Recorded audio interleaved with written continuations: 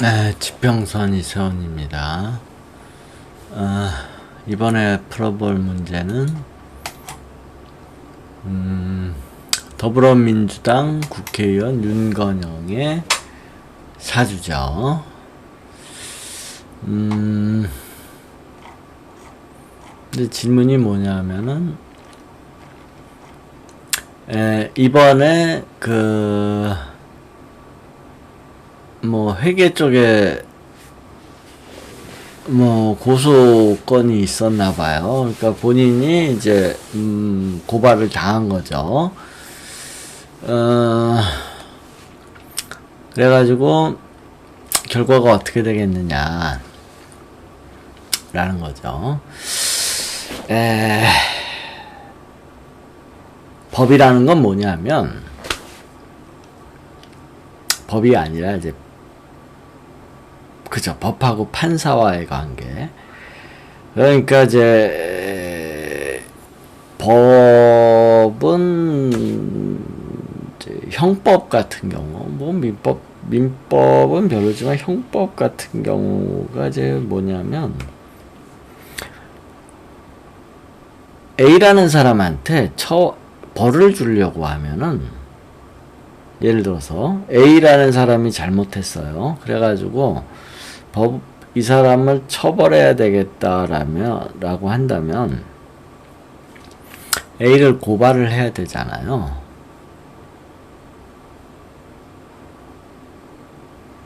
그럴 경우에 판사가 이제 사건을 심리를 하겠죠. 이런 메커니즘이 어떻게 되냐면, 판사는 묻는 말에 답변하는 거예요.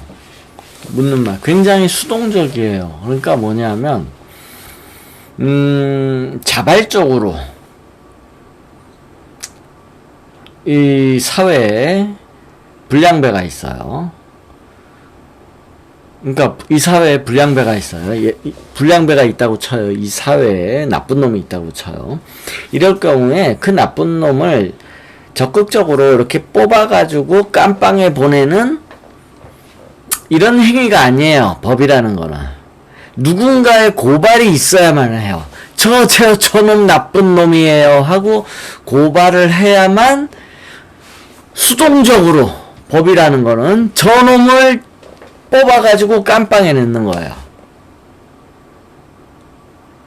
그래서 판사가 이제 좋은 놈 나쁜 놈을 가리잖아요. 이 가리는 게 능동적으로 가리질 않아요.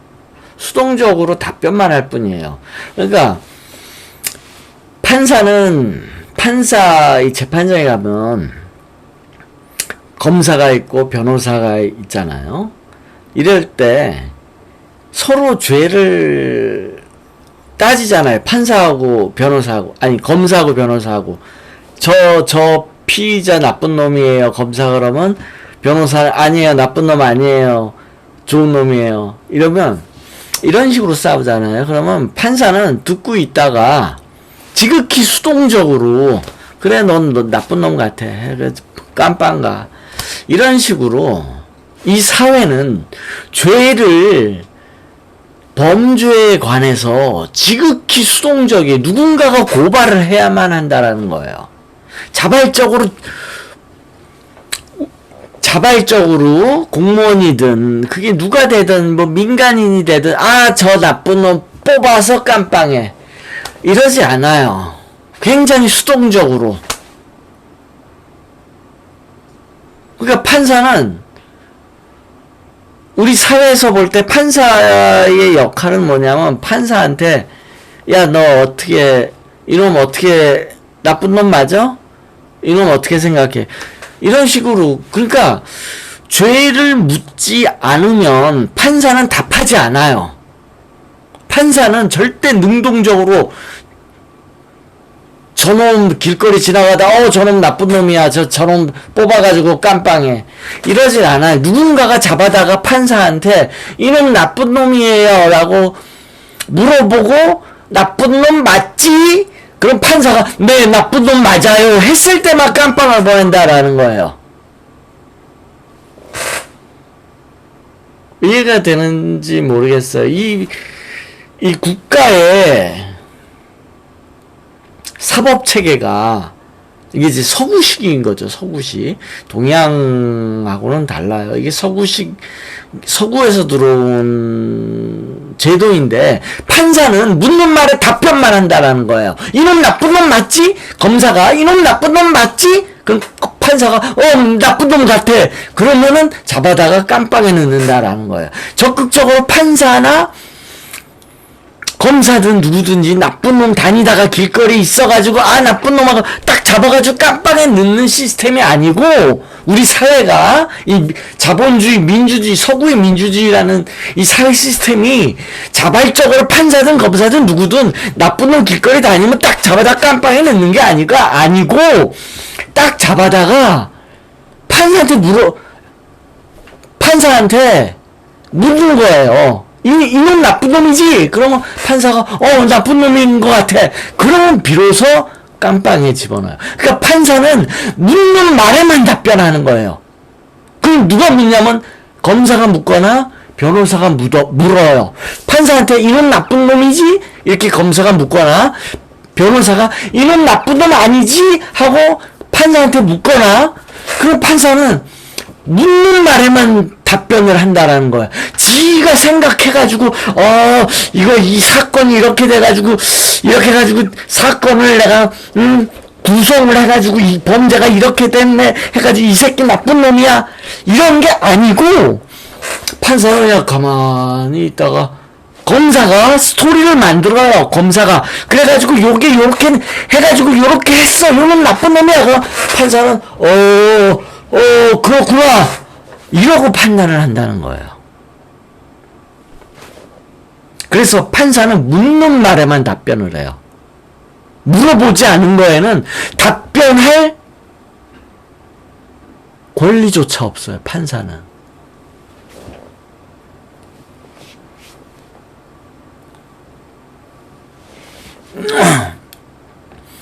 그래서 판사는 범죄 구성이라든지 사건을, 원래 범죄가 일어나면 판사와 변호사가 사건을 구성을 하는 거예요. 이런 식으로 스토리가 이루어졌고, 이렇게 범죄 행위가 일어났으니까 요거는 범죄가 된다. 요렇게 사건을 재구성하는 거예요. 그걸 가지고 판사한테 요게 요렇게 됐으니까 범죄 맞지? 그럼 판사는 아무 생각 없어요. 판사는 머릿속에 스토리를 구성하지 않아. 변호사나 검사가 스토리를 구성해가지고 그거 듣고 있다가 그거 범죄 같아. 또는 범죄 같지 않아. 단지 묻는 말에만 답변하는 거예요. 묻지 않는 말에는 판사가, 그러니까 사건을 조사할 수도 있어요. 사실은 판사가 아무리 봐도 이거는 이런 식으로 범죄가 됐을 것 같은데 검사가 생각하는 게 틀린 것 같아. 이렇게 해서 범죄가 구성이 됐을 것 같아. 검사야, 너 다시 한번 요렇게 해가지고 범죄 수사해봐. 요렇게 조사해봐. 이렇게 할 수도 있는데, 그런 경우는 범죄 1000건 중에 1건. 원래 재판은 판사가 왕이기 때문에 할 수 있어요. 근데 안 해. 대부분은 그냥 가만히 듣고 있다가 알았어. 그러니까 내가 공식대로 내가 판단만 할게. 그렇게 구성이 됐으니까 이거는 무죄 또는 유죄. 판사가 하는 건 이렇다. 요거밖에 없어요. 요거. 굉장히 수동적이에요. 굉장히 묻는 말에만 답변을 해야 돼. 스스로 창조해가지고 이 질문을 하면 안 돼. 판사는.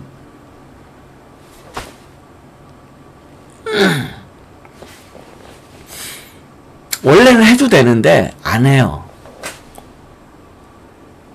그래서 지금 무슨 얘기하다가 이렇게 됐냐면, 이렇게 윤건영이가 정치인이잖아요. 정치인. 예전에는 이렇게 여당이나 야당이 무슨 회계부정이나 뭐 무슨 범죄 같은 거, 뭐 선거와 관련된 한 10년 전에는 이 국회의원들이 고소가 없었어요. 고소가. 그러니까 명백한 사건이 있으면 검사가 수사를 해가지고 지네들이 무슨 사건 터졌다, 무슨 게이트 이를테면 이걸 이제 인지수사라고 하는데, 뭐 뉴스에 뭐가 보도됐다 또는 첩보에 의해서 무슨 이제 뇌물 같은 사건이 있으면 지네들이 뒷조사를 해요, 검사들이. 그래가지고 언론의 터트림과 동시에 기소를 한다고요. 원래 예전에는 그랬어요. 그런데 한 10년 전부터는 이 정치 싸움이 된 거야. 그래가지고 검사나 검찰이나 경찰은 가만히 있는데 이 시민사회단체에서 고발을 하는 거야, 정치인을. 마음에 안 드니까. 처음에는 이제 예를 들어서 이제 진보 쪽 시민단체에서 고발을 하기 시작을 했죠. 보수 쪽 국회의원들을 고발하고. 그러다가 보수 쪽 시민단체에서 이제 진보 쪽 국회의원들을 고발하는 거예요. 이 사건도 이런 거 아니에요, 이게? 경찰이나 검찰에서 뒷조사하다가 터트린 사건이 아니고, 시민단체에서 이거 고발한 사건 아니에요, 이런 거? 나는 이제 이 사건에 대해서 잘 모르겠는데,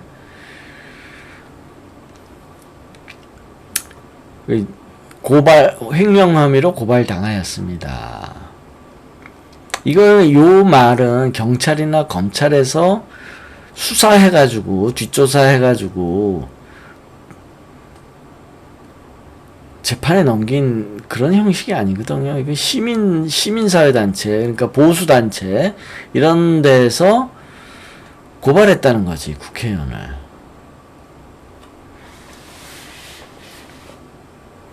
한 10년 전에는 이런 경우가 거의 없었어요. 시민사회단체에서 국회의원 고발한 적이 없었어. 그러다가 진보 쪽 시민사회단체에서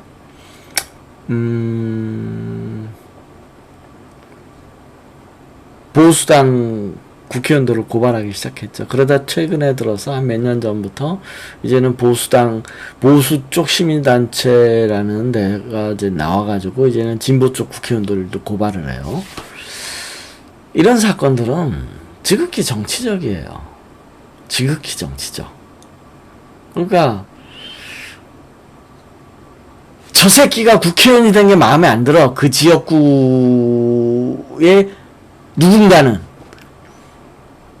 그러니까 찔러가지고 떨어뜨리자 이거죠. 또는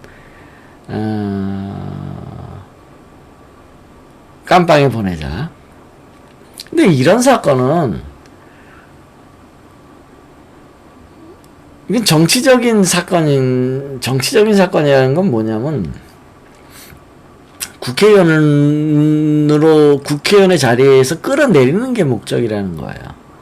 윤건영이도 이제 그런 거죠. 이게 지금 나는 사건 잘 모르겠지만, 이게 이런 식이면 이게 시민사회단체에서 고발했다는 거거든요, 이러면. 검찰이나 경찰에서 수사해가지고 무슨 게이트라든지, 이게 권력형 비리, 이런 식이면 이런 식으로 안 하죠. 근데 그런 거는 진짜 이제 뒷조사를 많이 했기 때문에 증거가 강력해가지고 국회의원이지만 잘릴 수도 있어요. 그런데 이 시민사회단체에서 이런 식으로 의혹 제기하는 거는 거의 이거는 그냥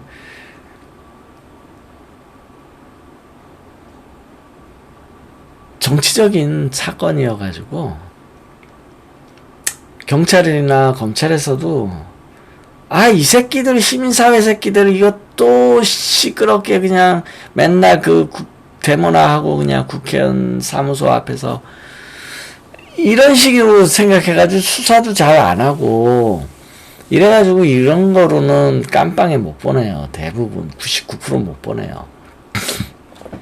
그러니까 그 국회의원을 깜빵에 보내고 싶다 그러면 아주 철저하게 뒷조사를 한다고요. 검찰이나 경찰에서.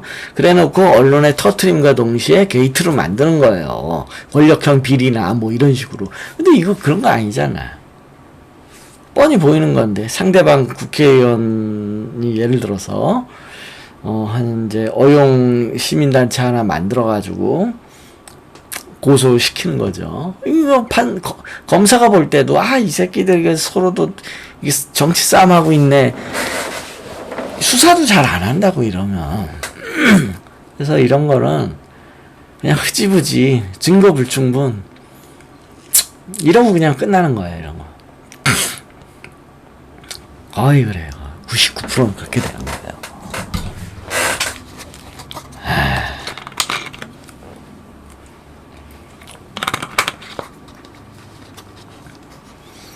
근데 내가 판사가 그렇다는 걸 내가 왜 얘기했지?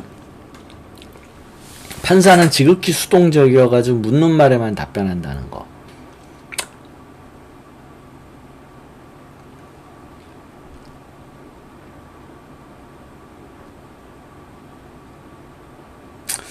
그 얘기를 왜 했지?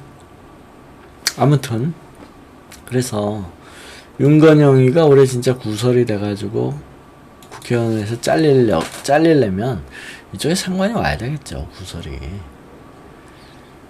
그리고 이 상관이 또는 합의 걸리거나. 충은 그러지 못해요. 충은 이제 구설이 걸리는 건 아니에요. 걸렸다 하더라도 성사가 안 돼요. 성립하지 않아요. 그리고 해운에서 상관이 안 들어왔기 때문에 설령 8월 달에 이렇게 상관운이 들어올 때 약간 구설이 좀 실리긴 하지만 그렇게 정치적인 타격을 주는 것도 아니고 그냥 잠깐 그러다가 마는 거죠. 그 이사주는 이제 수가 강하잖아요. 그러니까 수는 돈과 관련된 일이 많아요. 그래서 지금 윤건영이도 회계 쪽 이게 이제 비리로 고발당했다는 건데 이게 이제 사주가 수가 강하다 보니 참 정치인들 보면 수비겁에 목식상 강한 사주들이 참 많아요. 많이 보죠. 많이 봐요. 그러니까 이게 이제 정치인의 유형에서 정치인에서 가장 많이 보이는. 그러니까 이제 사주의 오행이나 유친이 이 직업과 상당히 관련이 있어요. 직업과 정확하게 말하면 이제 적성과 관련이 있는 거고, 그 적성이, 직업과도 또 관련이 되는 거죠. 그래서, 이사주도 수비겁의 목식상. 그러니까 이제 정치인한테서 흔하게 볼 수 있는 그런 유형의 사주인 거죠. 그래서, 적당히 그냥 대충 넘어가고 그냥 뭐 증거 불충분 뭐 불기소 기소유예도 아니고 그냥 불기소 증거 불충분 그런 거로 끝나겠죠. 끝.